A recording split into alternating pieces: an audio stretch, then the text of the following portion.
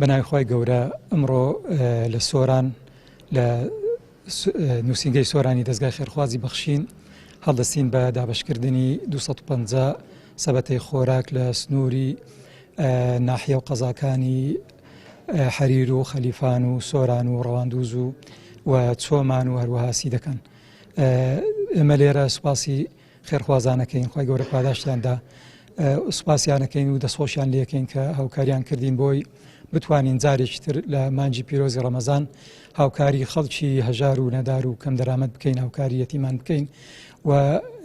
لە جیاتی وانی سوپاسی خێرخوازان و سوپاسی خوا پێداوانەکەین و داوایان لێکەین کە چەندی هاوکارمان بن و دەستبارگرمان بن، ئێمە شەتوانین زیاتر وەک دەستێکی ئەمین هاوکاری خەڵکی هەژار و نەدار بکەین لە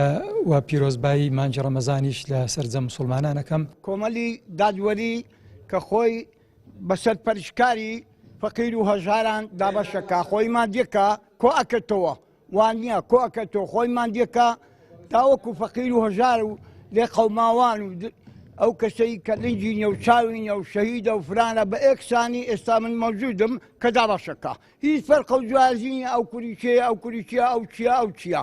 یا ڕەبی هەر ئەوە لە کۆمەڵی ئیسلامی و لە ئیسلامی ئەوە شێتەوە ڕێبازی پێغەمبەرینە، ڕێبازی قورئانە پیرۆزەکەینە، ڕێبازی قورئانە پیرۆزەکەینە.